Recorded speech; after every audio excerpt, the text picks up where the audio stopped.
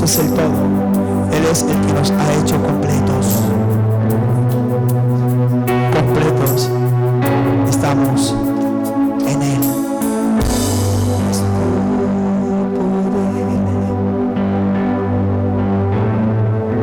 Levanta tu voz. Dale gracias. Dale gracias a Él. Dale gracias a Él. Tómate este tiempo. Tómate este momento, unos minutos para darle gracias a Él.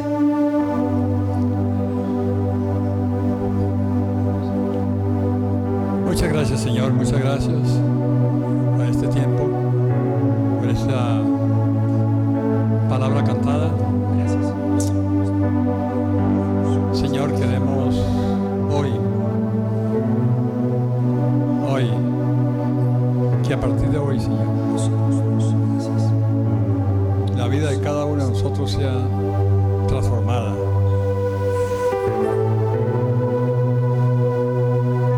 Necesitamos mucha sabiduría, Señor. Mucha sabiduría. Señor, que nuestro espíritu, nuestra alma y nuestro cuerpo hoy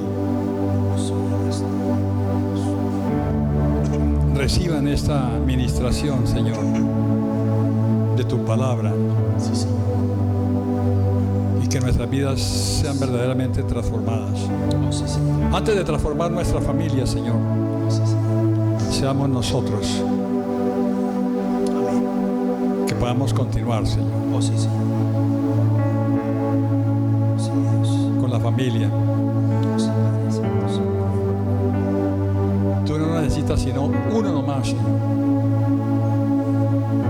Y ese uno está aquí. Muchas gracias. Gracias. Porque ese uno, tú lo tienes escogido, Señor. Ese uno es Cristo, Señor, en nosotros. Para poder transformar la familia, el barrio, la ciudad, el municipio, el departamento, el país y el mundo, Señor. Solamente uno. Muchas gracias. Muchísimas gracias, Señor, en el nombre de Cristo Jesús. Amén. Y amén. Pueden sentarse, mi hermano.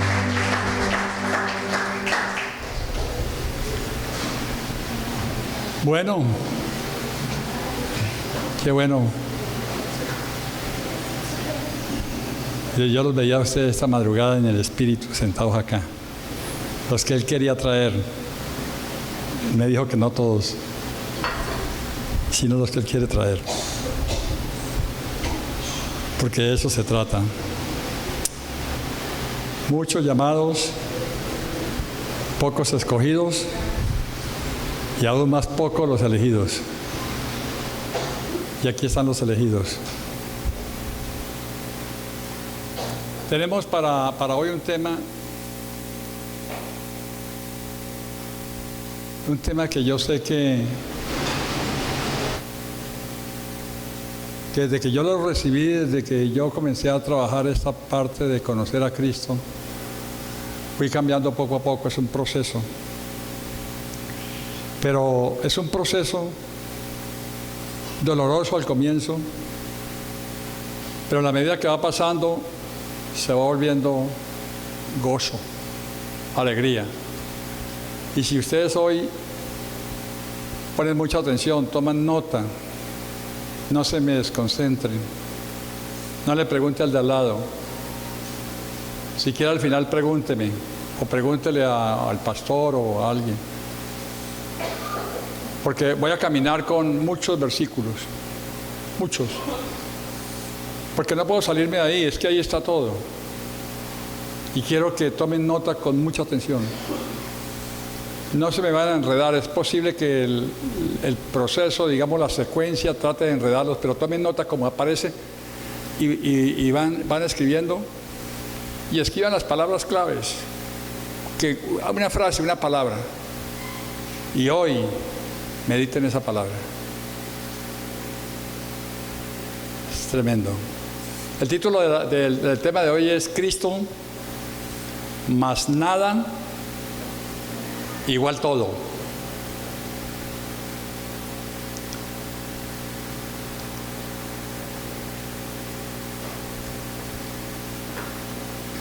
Cristo más nada igual todo.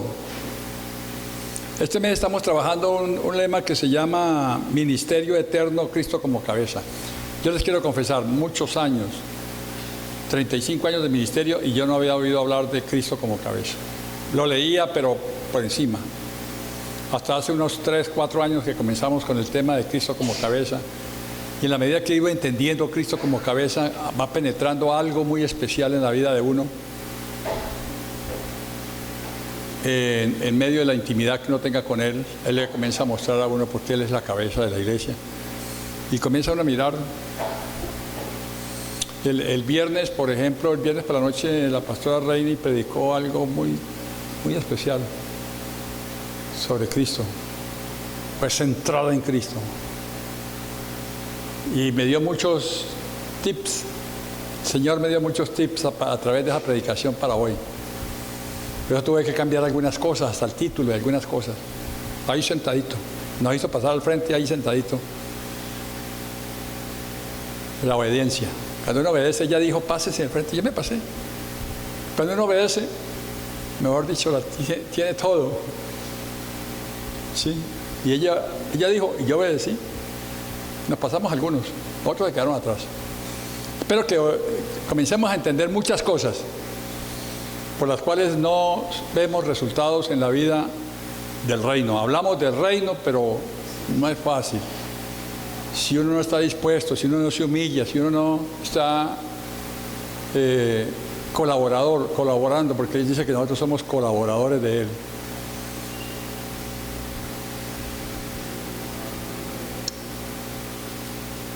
Vamos a hablar de Cristo, puro Cristo. Aquí en esta iglesia o en esta comunidad no se habla sino de Cristo. Familias en Cristo, negocios en Cristo, empresas en Cristo, encuentros en Cristo. Solo Cristo es lo único. Y como dijo un amigo por ahí, gústele el que le guste.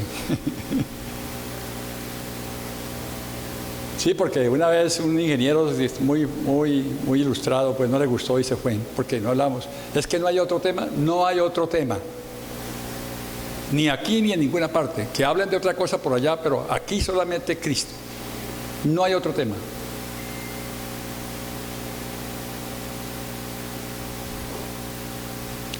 Cristo, en quien están escondidas todos los tesoros de la sabiduría y el conocimiento de Dios. Oiga, esto es poderoso. La enseñanza está un poquito larga, pero espero que no se me van a quedar dormidos. Y quiero caminar.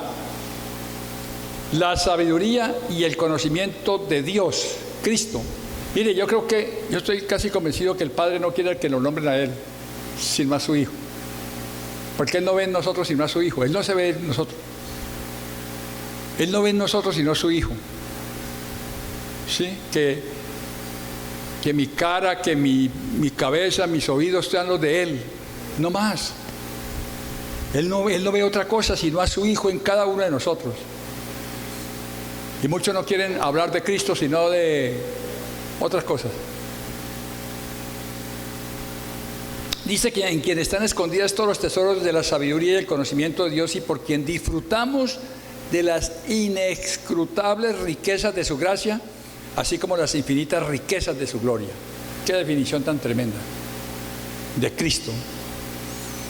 Y voy a caminar, para que se me orienten un poco, voy a tratar prácticamente 3 series de citas bíblicas, y trataré de ser lo más explícito que pueda dentro del tiempo y dentro de lo que el Padre esté dando. Yo desde muy temprano hoy estaba diciendo al Señor, no quiero hablar yo. Le dijo, no, es que usted no va a hablar. Soy yo el que comienzo a hablar a partir de hoy por usted. Y lo mismo Él va a hablar a través de cada uno de ustedes. Porque siempre hablaba yo. Estoy aprendiendo a que es Él el que habla. Él es el que habla. Entonces me dijo, déjeme eso por cuenta mía. Y comencé a entender, dije yo, con razón. Esto es diferente, esto es totalmente distinto. Esto es de adentro hacia afuera. Y no de aquí para allá, sino dentro de ustedes también hacia afuera. Dentro de cada uno, dentro hacia afuera. Este versículo de Colosenses 1, del 15 al 20, es un himno que proclama la grandeza de Cristo en su relación con Dios, con toda la creación y en especial con la iglesia que es su cuerpo. En este día, yo estoy muerto, pero ahora entiendo que Él es Él es el que quiere exaltarse Él mismo, porque es por Él, para Él y para Él y para Él y para Él, y es por Él, no es por mí. Esa frase, ya no vivo yo, Cristo vive en mí, es algo muy poderoso. Esa frase que dice consumado es lo más poderoso que puede existir. Y como dije en la oración, Dios no quiere sino uno, y ese uno es usted. Aquí los que estamos acá, si estamos todos unidos a Cristo, somos uno. Somos uno. Aquí se acabó de que grupos familiares cristianos 2.000, 3.000, 4.000. Me preguntan cuántos hay. Uno. No hay sino uno. ¿Por qué? Porque los que estamos todos en Cristo. Y cuando estamos unidos a Cristo somos uno. Entonces somos uno más. Cuando somos uno, el Padre es cuando comienza a mirar. Pero si el uno está con María, el otro está con no sé quién, el otro está con Jesús solos, el otro está con el Espíritu Santo. No, el Padre, el Hijo y el Espíritu Santo son uno solo. Lo vamos a ver ahora. Entonces, por eso no hay que hablar sino de Cristo. Es que yo tengo un ejemplo que me lo enseñó un apóstol de Bolivia cuando estaba con Rema, la universidad. Dice, vea, es una bolsa donde el Padre quiso voluntariamente meterse en la bolsa, y en esa bolsa se metió el Hijo, y en esa bolsa se metió el Espíritu Santo. Cerró la bolsa, el Padre cerró la bolsa, y ahora los tres son inseparables. Ese es un ejemplo que para mí me sirvió mucho, entender por qué es uno solo. Y lo vamos a ver ahora, vamos a avanzar. Utilizaré muchos versículos bíblicos. Esta es una enseñanza bibliocéntrica y cristocéntrica, solo Cristo. Esto no es una predicación, es una enseñanza. No que nada, esperar ponerse a llorar, ni que saquen demonios, ni nada, no, nada de eso. Eso ya está superado hace muchos años. Cristo más nada igual todo. No hace nada de falta, nada absolutamente falta fuera de Él. Fuera de Él está dentro de Él está absolutamente todo. Es Él. Él es el único. Cristo no quiere ser el primero. No, para mí primero es Dios, segundo mi familia. Lo que ustedes saben que yo lo prediqué muchos años. Primero Dios, segundo la familia, tercero la iglesia y cuarto el trabajo. Cuando yo vine a entender esto, no, primero Dios. Segundo, Dios, porque Dios no va a competir con mi familia. Tercero, Dios, porque Dios no va a competir con la iglesia. Cuarto, Dios, porque Dios no va a competir con el trabajo. Y todo lo que queda es de Dios, es Cristo, Cristo, Cristo, Cristo. Solo Cristo. Vamos a caminar por primera de Juan 1, del 1 al 18. Vamos a tratar de explicarlo lo más rápido posible. Está muy largo esto. Pero esto fue lo que Dios me dio. Si Él quiere recortar, pues que recorte, porque Él es el que está dirigiendo esto. Dice Juan 1, 1 y 2. Vamos hasta el 1 hasta el 18, pero vamos a mirar uno por uno. 1 y 1, 2. Dice, en el principio era el Verbo, y el Verbo era con Dios, y el Verbo era Dios. Este estaba en el principio con Dios. Esto coincide mucho con Génesis 1:1. En el principio era el Verbo, en el principio creó Dios los cielos y Esto coincide mucho con eso. Cuando comienza Juan, comienza con esto, es un himno, esto es un himno. llamado prólogo. Jesucristo es verbo, haciendo alusión a la palabra creadora de Dios. Verbo es la palabra creadora, a su palabra reveladora, a su palabra salvadora y a la sabiduría divina, su plenitud. Como dice Apocalipsis 19, 13. Dice, estaba vestido de una ropa teñida en sangre y su nombre es el Verbo de Dios. Yo voy saltando versículos, pero ustedes van a mirar cuando hagan el estudio, hay una secuencia. Lo que pasa es que entre secuencia y secuencia hay unos versículos ahí intermedios. Pero vamos a seguir. Por eso les dije, no se me desconcentre.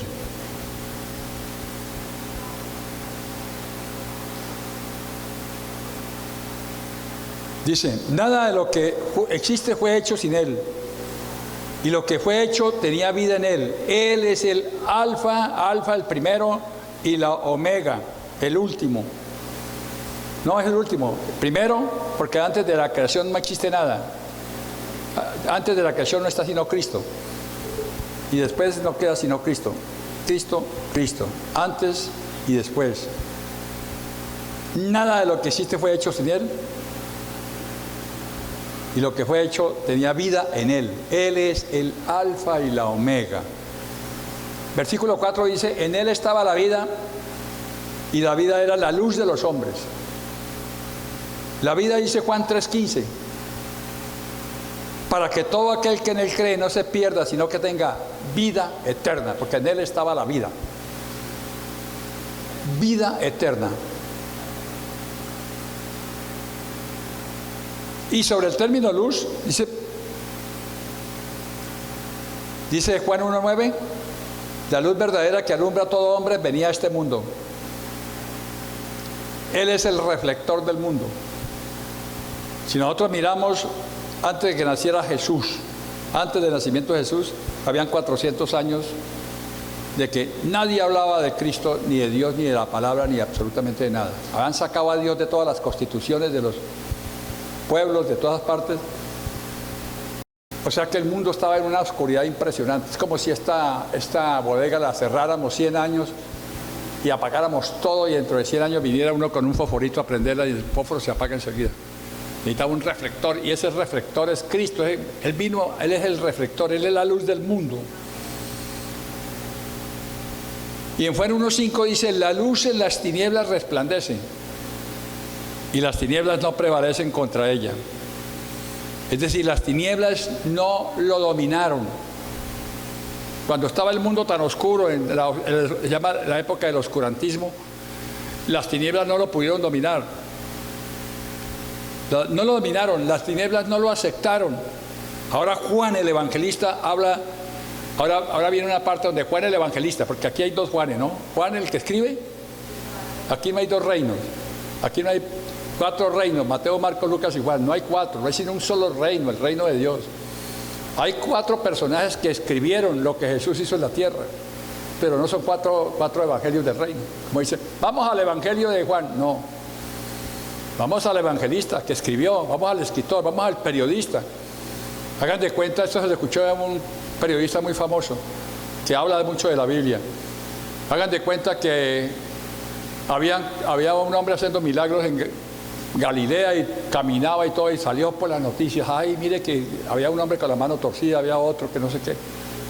Entonces los periódicos, New York Times, Tiempo, Espectador, Siglo, reunieron a sus periodistas y le dijeron, mire, vayan y anoten todo lo que ese hombre está haciendo allá en Galilea, lo que está haciendo, lo que está pasando en Palestina, todo por donde él camina. Y se fueron los 4.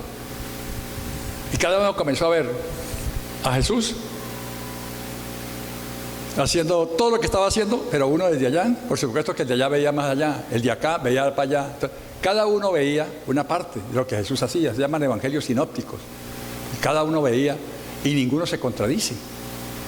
Entonces escribieron eso, esos 4 son 4 periodistas que escribieron lo que hizo Jesús en la tierra. Porque es Mateo, Marcos, Lucas y Juan. Le voy a mandar un estudio que tengo que me llegó sobre eso, muy interesante, para que ustedes lo miren, lo analicen y me cuentan después. Me parece muy interesante. Esos tres evangelios sinópticos, porque el de Mateo escribe hacia los judíos, luego Mateo Marcos se va acercando un poco, Lucas que escribe hacia la organización de la obra, y Juan, que es el discípulo del amor, ya escribe hacia nosotros, hacia los gentiles. Pero son muy interesantes. Por eso Juan el Bautista, que es el mensajero de Dios, el que venía a abrir las puertas, a pavimentar la carretera para que el Salvador del mundo aterrizara. Aquí está escribiendo Juan el Evangelista de Juan el Bautista. Entonces vamos a mirar a Juan 1, del 6 al 8. Porque Juan el Evangelista aquí habla de Juan el Bautista. Aquí, este fue lo que vio Juan el Evangelista que estaba Juan el Bautista haciendo. En Juan 1, del 6 al 8 dice: hubo un hombre enviado de Dios, el cual se llamaba Juan. Este vino por testimonio, para que diese testimonio de la luz, a fin de que todos creyesen en él. Está hablando Juan el Evangelista de Juan el Bautista, lo que vio en esa época.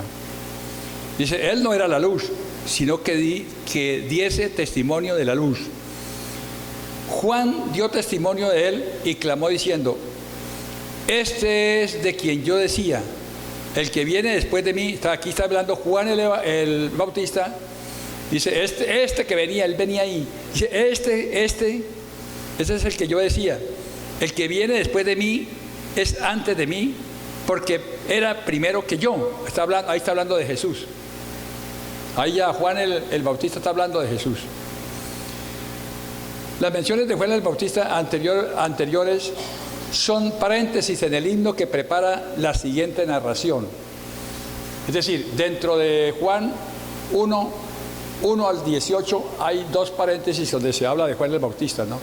No se habla solamente de Jesús, sino que hay unos paréntesis ahí que están intercalados para que podamos entender y comenzar esto se trata de conocer a Cristo, de conocerlo por Dios. Esto no se trata de leerlo por leerlo, es para conocer. Mientras yo no conozca a Cristo, estoy perdiendo el tiempo, no hago nada. Yo tengo que conocerlo a Él, y cada día uno va conociendo un poco más, pero cuando le pone interés. Entonces las menciones de Juan el Bautista anteriores son dos paréntesis en el himno que prepara la siguiente narración. Volvemos otra vez a Juan 1, 19, 34. Este es el testimonio de Juan. Este es el testimonio de Juan. Cuando los judíos enviaron de Jerusalén sacerdotes y levitas para que le preguntase, ¿tú quién eres? Confesó y no negó, sino que confesó. Yo no soy el Cristo, dice Juan el Bautista, porque todos creían que era de pronto él porque estaba bautizando. Yo no soy el Cristo. Y le preguntaron, ¿qué pues? ¿Eres tú Elías? Dijo, no soy. ¿Tú eres el profeta? Y respondió, no. Le dijeron, ¿quién? Pues ¿quién eres? Para que demos respuesta a los que nos enviaron. ¿Qué dices de ti mismo? Dijo, yo soy la voz que clama, de uno que clama en el desierto. Enderezad el camino del Señor, como dijo el profeta Isaías, porque esa era la profecía que estaba dada de que vendría el Salvador del mundo. Y aquí Juan el Bautista está hablando de ese profeta. Dice, y los que habían sido enviados eran los fariseos. Y le preguntaron y le dijeron, ¿por qué pues bautizas si tú no eres el Cristo, ni Elías, ni el profeta? Juan le respondió diciendo, yo bautizo con agua. Yo, Juan el Bautista, yo bautizo con agua. Mas en medio de vosotros está uno a quien vosotros no conocéis. Este es el que viene después de mí, el que es antes de mí, del cual yo no soy digno de desatar la correa del calzado. Estas cosas sucedieron en Betábara, al otro lado del Jordán, donde Juan estaba bautizando. Juan estaba bautizando en agua, porque eso era lo que había en la religión, esa era la religión judía. Él era un judío, él era de la religión judía y estaba bautizando en agua. Y por eso es que las iglesias evangélicas han tomado ese bautismo en agua como algo del otro lado. Y resulta que ese bautismo en agua era para el Antiguo Testamento. No es para hoy, ya nosotros no tenemos que bautizar en agua. Por eso Juan estaba bautizando en agua. Dice, al siguiente día vio Juan a Jesús. Juan el Bautista vio a Jesús, que venía hacia él y dijo, he aquí el Cordero de Dios que quita el pecado del mundo. Este es aquel de quien yo dije, después de mí viene un varón, el cual es antes que mí, porque era primero que yo, y yo no le conocía, mas para que fuese manifestado a Israel, por esto vine yo bautizando con agua. También dio Juan testimonio diciendo, cuando lo bautizó en agua, dice, vi al Espíritu Santo al Espíritu que descendía del cielo como paloma. No era una paloma, era como paloma, y permaneció sobre él. Y yo no le conocía, pero él, el que me envió a bautizar con agua, aquel me dijo, sobre quien veas descender el Espíritu y que permanece sobre él, ese es el que bautizará con el Espíritu Santo. Y yo le vi y he dado testimonio de que este es el Hijo de Dios, donde se pose ahí el Espíritu Santo, que en ese momento era como una paloma, no era paloma, diciendo, este es el que yo decía, el que viene después de mí es antes de mí, porque era primero que yo. Jesús habla a sus discípulos de Juan el Bautista como el mayor profeta del Antiguo Testamento. Jesús. Juan el Bautista era un edecán. En las Escrituras, eso es un estudio que hay que hacer más adelante. Hay dos edecanes muy tremendos. Juan el Bautista es uno, el otro es Judas. Pero ese estudio de Judas hay que hacerlo más adelante. Pero hablemos de Juan el Bautista. ¿Sí? Entonces, Jesús habla a sus discípulos de Juan el Bautista como el mayor profeta del Antiguo. Mateo 9 al 11, dice, pero, ya la está hablando Jesús.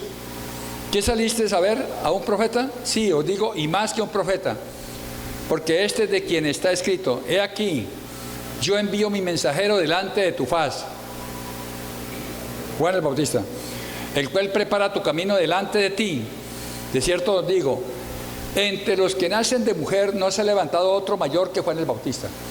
Está hablando del Antiguo Pacto, está hablando del Antiguo Testamento. Todos los que se levantaron antes de Juan el Bautista, dice, Juan el Bautista es el más grande de todos, de los que se levantaron en el Antiguo Testamento. Dice, de cierto que entre los que nacen de mujer no se ha levantado otro mayor que Juan el Bautista, pero el más pequeño en el reino de Dios, mayor es que él. O sea, que el más pequeñito de nosotros es mayor que Juan el Bautista. Tremendo, ¿no? Tremendo. Poder captar esto es que los que lo captaron. Si no lo captó, métase con la escritura y lo va a captar. Cualquiera de nosotros es mayor que Juan el Bautista. Juan el Bautista es el mayor del Antiguo Testamento, de la ley. Pero el más pequeñito en la gracia, si somos nosotros, es mayor que Juan el Bautista. Ahora vamos a continuar con Juan el Evangelista hablando de Cristo. Ahora sigue Juan el Evangelista otra vez hablando de Cristo. Está en Juan 1 del 10 al 11, habíamos visto hasta el 9. En el mundo estaba, y el mundo por él fue hecho, pero el mundo no le conoció. A lo suyo vino. ¿A qué vino? A lo suyo. ¿Qué es lo suyo? A establecer el reino. Y los suyos, a lo suyo vino a su pueblo. Sí, vino a establecer el reino a su pueblo. Pero los suyos no lo recibieron. O sea, la palabra mundo, dice, en el mundo estaba, póngale cuidado, en el mundo estaba. Pero la palabra mundo se puede designar en Juan a toda la humanidad, mundos, toda la humanidad que no cree. Como dice Juan 3:16, porque de tal manera amó Dios al mundo, pero también a los que no creen en Jesús. Dice el mundo, recuerden que hemos hablado muchas veces que el mundo no fue creado por Dios. El mundo lo creó el hombre. El mundo comienza a aparecer a partir de Génesis capítulo 3 en adelante. Génesis 1 y 2 es el reino de Dios. Ahí vino la muerte de Adán y comienza el hombre a formar el mundo, en Génesis 3. A ese mundo se está refiriendo él, el sistema, lo que gobierna el mundo, lo que nos gobierna. Ese es el mundo. Pero también se consideran, que el mundo también se consideran los que no son hijos de Dios, los impíos. En Juan 1:12 al 14 dice, más a todos los que le recibieron, a los que creen en su nombre les dio potestad de ser hechos hijos de Dios. a los que lo recibieron y creen en su nombre. Juan resalta claramente el valor de creer en Jesucristo y recibirlo. Y recibirlo. Creer es la respuesta del hombre con la mente, en el corazón. Creer es la respuesta del hombre con la mente, con el corazón, con toda la persona.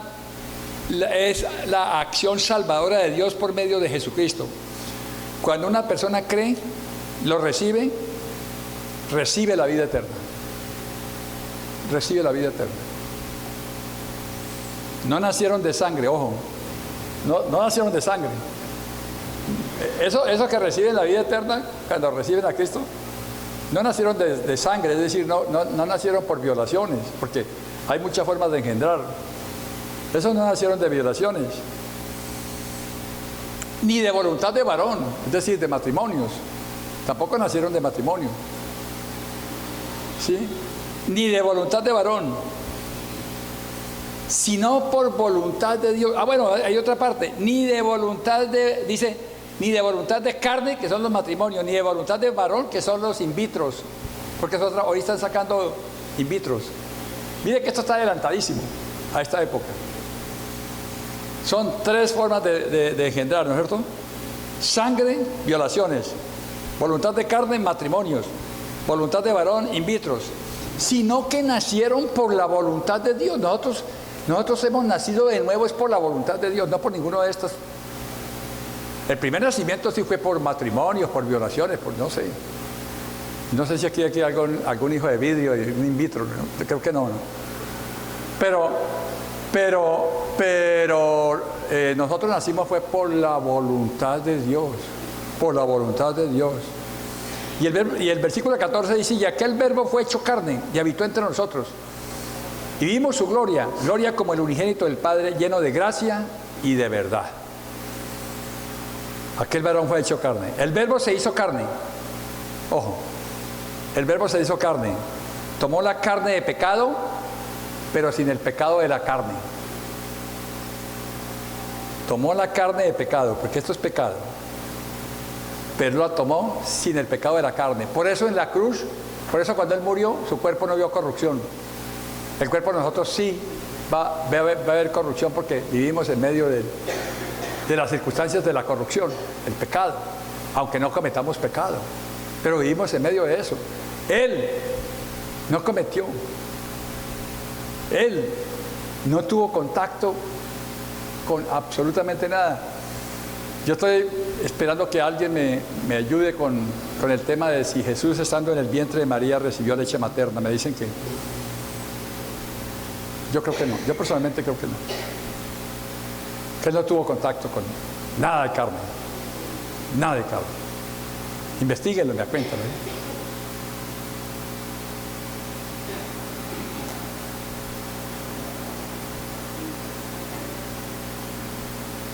Y el verbo se hizo carne, tomó la carne, el pecado, pero sin el pecado de la carne. Y esa es su naturaleza humana para hacerse igual a los seres humanos. Cuando tomó la carne, ¿no es cierto? Por perfecciones en las aflicciones y manifestar en la gloria del Padre. En Jesucristo, el Dios invisible se hace visible. Esa es de las cosas más tremendas. El Dios invisible en Cristo se hace visible. Por eso es que Él no se ve a sí mismo, Él ve a Cristo, el Cristo que está dentro de nosotros. Porque Él está visible dentro de nosotros.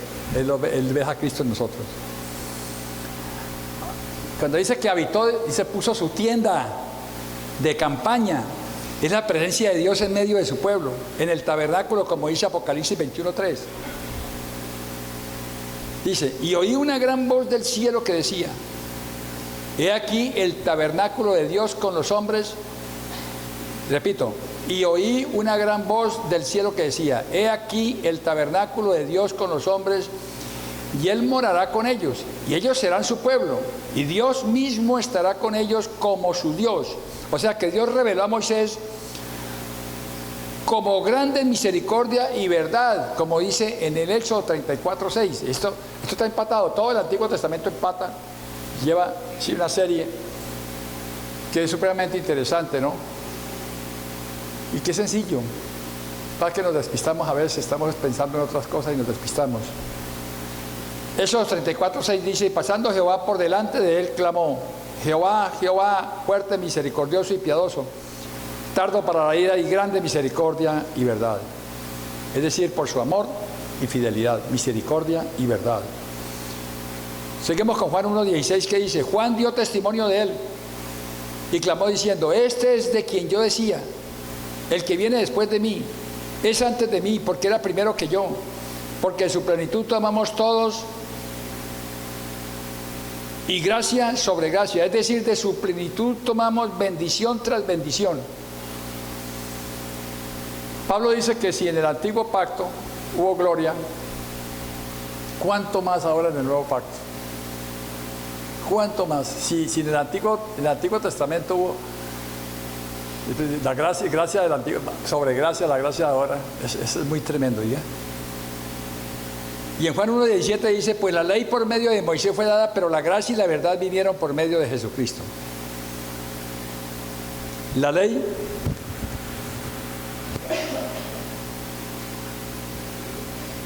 hace exigencias al hombre. Ojo, vamos a mirar a que aquí dice. Dice: pues la ley por medio de Moisés fue dada, la ley. Pero la gracia y la verdad vinieron por medio de Jesucristo. Esta frase que voy a leerles, pónganle mucho cuidado. Pónganle mucho cuidado. La ley hace exigencias al hombre conforme a lo que Dios es. La ley le exige al hombre conforme a lo que Él es. La gracia le suministra al hombre lo que Dios es para satisfacer lo que Dios exige. Por eso es que Él dice que Él es, todo fue hecho por Él, para Él, todo es por Él. Nosotros no hacemos nada, por Él y para Él. Es decir, Él mismo se exalta dentro de nosotros.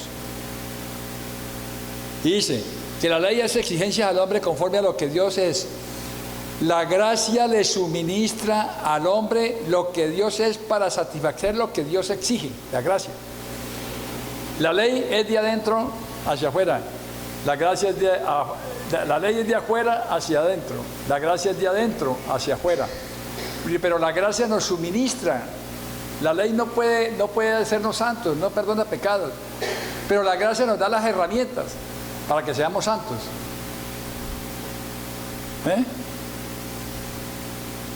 La ley en su mayor expresión era solamente un testimonio de lo que Dios es. Pero la realidad es la adquisición de lo que Dios es tener. No es un testimonio, es tener la realidad. Por medio de la ley ningún hombre puede participar de Dios. Por medio de la ley ningún hombre puede participar de Dios. Pero la gracia capacita, ningún hombre participará de Dios, pero la gracia capacita al hombre para que disfrute a Dios, la gracia. Por eso nosotros en la gracia prácticamente pues está todo hecho. Todo lo consumado es, todo lo entregó. Todo lo tenemos. Pero como no lo creemos, tenemos 100 millones de dólares en el banco y no sabemos. Entonces vivimos buscándolos. Pero tenemos todo resuelto. Todo está resuelto, hermano. Mediten en eso, mediten en eso, mediten en eso. Cuando eso sucede, hermano, llega uno el reposo del Señor. Ahí viene el reposo del Señor y deja a uno luchar contra las circunstancias. Pero tiene que estar conectado con Él. 24/7. 24/7 conectado con Él. Por medio de la ley ningún hombre puede participar de Dios, pero la gracia capacita al hombre para que disfrute a Dios. La realidad es Dios hecho real para el hombre y la gracia es Dios disfrutado por el hombre. Tremendo es esto, diga. Esa parte de mí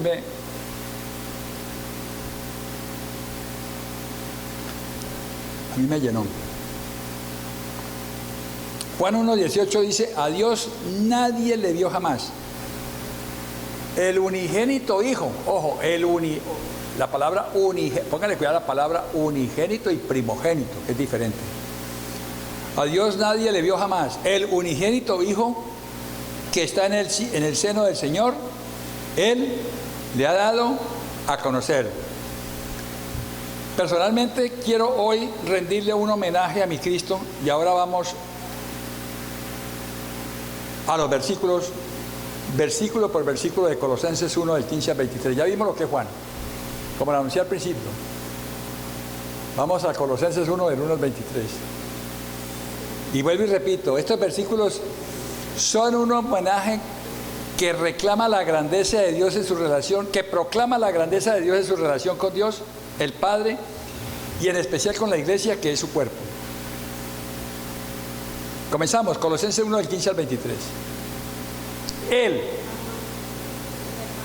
es la imagen del Dios invisible, el primogénito de toda la creación. Dios es invisible, pero Cristo es su imagen y expresa lo que Él es. No es una forma física, sino una expresión del ser de Dios con todos sus atributos y virtudes. Cristo, por ser Dios, es el creador. Por ser hombre que participa de la sangre y carne creadas, es parte de la creación. Por ser el primogénito de la creación, es el primero en todas las cosas. Por eso, la eternidad pasada, es más, Cristo es el creador de la eternidad. O sea que antes de la eternidad existía Cristo. Cristo no cabe en la eternidad. La eternidad pasada, y no puede uno imaginarse eso. Y la eternidad futura. Uno no puede imaginarse eso. ¿Cómo así? Cristo creó la eternidad. Por eso es que Él no cabe en la eternidad. Es lo más grandioso que puede darnos a nosotros el Señor. ¿Sí?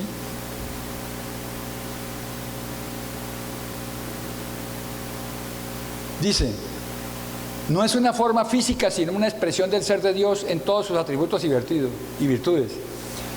Cristo, por ser Dios, es el creador. Por ser hombre que participa de la sangre y carne creadas, es parte de la creación. Por ser el primogénito de la creación, es el primero en todas las cosas. Cristo es anterior de toda la creación, el primogénito, el primogénito. Ojo, Jesús es el primogénito de María. Jesús, pero Cristo es el unigénito del Padre. Cristo es el unigénito del Padre. Por eso este título se le aplica a Jesucristo para expresar su supremacía ante toda la creación. Unigénito. El único Hijo del Padre. Cristo no quiere ser el primero. Ya lo dije. ¿Qué es lo primero para usted? Cristo, no. Para mí Cristo es el único, es lo único, lo único. El único Hijo del Padre. El versículo 16 dice, porque en Él fueron creadas todas las cosas, las que hay en los cielos, las que hay en la tierra, visibles e invisibles, sean tronos, sean dominios, sean principados, sean potestades, todo fue creado por medio de Él y para Él. Todo fue creado para Él.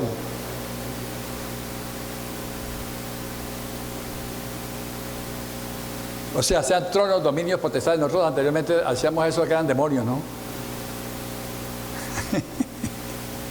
No entendíamos esto. Sí, no son demonios, son reyes, príncipes de esta tierra, dictadores de la tierra. Son los tronos, los dominios, las potestades, son los dictadores. El versículo 17 dice, y Él es antes de todas las cosas. Él es antes de y todas las cosas en Él subsisten. O sea, que Pablo hace resaltar la acción continua de Dios por medio de Jesucristo. El versículo 18 dice, y Él es la cabeza del cuerpo, que es la iglesia,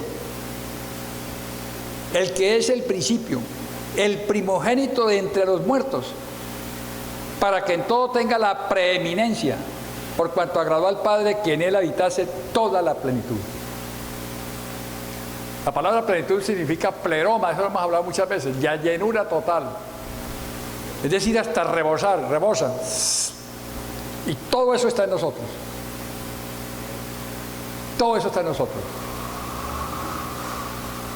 El Padre agradó que Él habitara toda la plenitud quiso residir en Él. La plenitud puede entenderse como todo el poder de Dios o como toda la plenitud de lo creado. Y el versículo 20 dice, y por medio de Él reconciliar todas las cosas, y así las que están en la tierra como las que están en los cielos, haciendo la paz mediante la sangre de su cruz.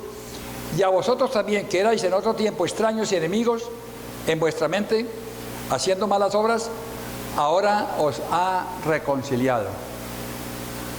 En otro tiempo éramos extraños, hijos de ira, haciendo obras malas. Es decir, éramos merecedores del castigo, o no éramos eso.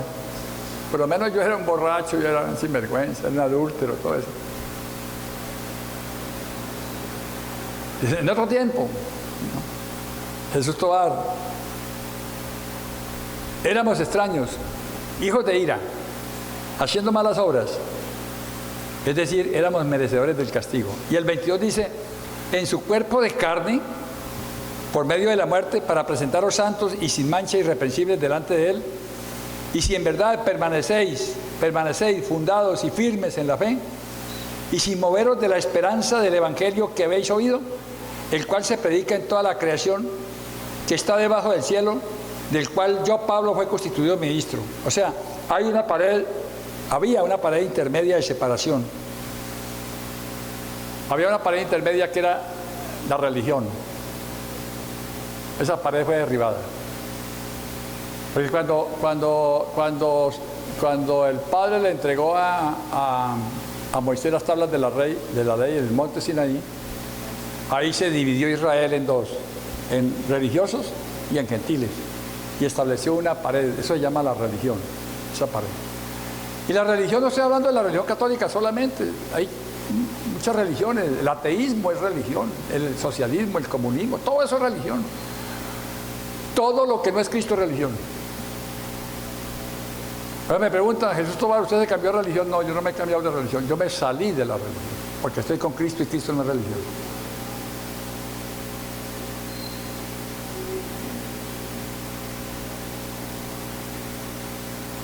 Había una pared intermedia de separación, se refiere a la ley mosaica, considerada en la tradición de los judíos como un muro que los demarcaba y los protegía como pueblo de Dios, separándolos de otras naciones. Un solo y nuevo pueblo es el concepto del único pueblo formado por los judíos y gentiles, semejante a la imagen de un solo cuerpo. Un solo cuerpo que es el cuerpo de Cristo. No existen 10.000 millones de iglesias en el mundo, no hay sino una sola, que es la iglesia de Cristo. En Neiva hay 70 denominaciones, pero no sino una sola iglesia. Y esa sola iglesia son los que están uno en Cristo. Uno en Cristo. Todas las demás pueden tener 10.000 personas. Si no hay uno en Cristo, ojo. Este es el misterio eterno. Cristo es cabeza, es la plenitud. Es la plenitud de Cristo y en Cristo. Eso es todo. Eso es todo. Vamos a ponernos de pie, voy a hacer una oración basado en Efesios 1, del 7 al 14. Que es la otra parte que quería hablarles de los versículos que he utilizado para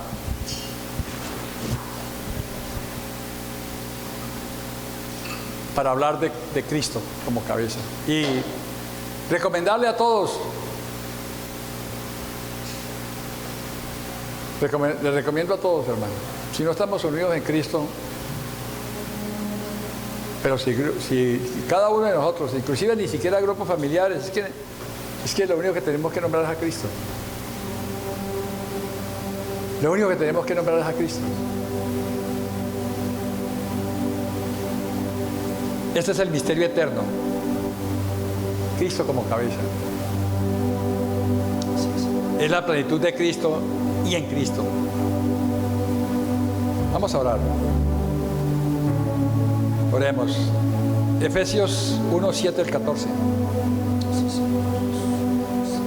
En quien tenemos redención por su sangre, el perdón de pecados según las riquezas de su gracia, que hizo sobreabundar para con nosotros en toda sabiduría e inteligencia, dándonos a conocer el misterio de su voluntad, según su beneplácito, el cual se había propuesto en sí mismo, de reunir todas las cosas en Cristo en la dispensación del cumplimiento de los tiempos, así las que están en el cielo como las que están en la tierra.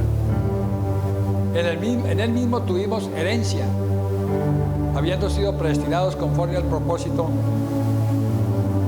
del que hace todas las cosas según el designio de su voluntad, a fin de que seamos como alabanza de su gloria. Nosotros, los que primeramente esperábamos en Cristo, en Él también vosotros, habiendo oído la palabra de verdad, el evangelio de vuestra salvación, y habiendo creído en Él, fuisteis sellados con el Espíritu Santo de su promesa, que es las arras de nuestra herencia, hasta la redención de la posesión adquirida para alabanza de su gloria. Cristo, tenga la certeza, mi hermano, que Cristo no va a controlar nada. El único que tiene control Cristo es de las circunstancias ajenas al hombre. Él no controla nada. Al hombre, sobre todo los hombres, tiene autoridad. Es diferente. Sobre toda la creación. Tiene autoridad sobre toda la creación. Pero a nosotros no nos controla. Cada cual es libre. Usted es libre. Pero lo que yo sí anhelo, le pedí al Señor, Señor, tú una vez dijiste que de aquí estaba el remanente para transformar esta ciudad. Hace más o menos 30 años lo comenzamos. Y Él tiene que reducir a la mínima expresión. Él no quiere multitudes, por eso no anduvo sino con 12. Y los 12 eran uno. Y Hechos de los Apóstoles es una. Que hay, en cada ciudad había una denominación, pero una sola. Galacia, Corintio, en Eiva hay una sola. La iglesia de Cristo. Que nosotros debemos estar ahí en la iglesia de Cristo. Y los que estén en Cristo son uno con Él. Los que no estén en Cristo, reconcíliense con Él. Cierra sus ojos. Padre, te pido, Padre, que esta palabra haya quedado grabada en nuestro espíritu. Así es.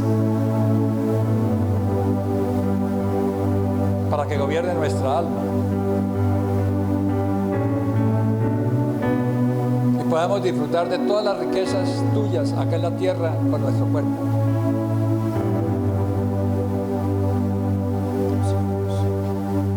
Y que el mundo vea, Señor, que los consiervos que están en otras denominaciones, Señor, que no han querido hablar de esto, que no quieren soltar por muchos motivos, unos por ignorancia, otros por orgullo, otros por interés económico. Pero nosotros acá, Señor, tú has formado este pueblo con esa visión, Señor, de ser uno en Cristo. Y que de esta ciudad surja, Señor, una transformación a Colombia. Pero cada uno de nosotros podamos, Señor, llevar a esto a nuestros hogares primero. Que nosotros seamos transformados para poder transformar, Señor. Te pido en el nombre de Cristo Jesús, Señor, que seas tú el que haga esto, Señor, en cada uno de nosotros. Así es. En tu nombre. Así es. Amén, Señor. Y amén.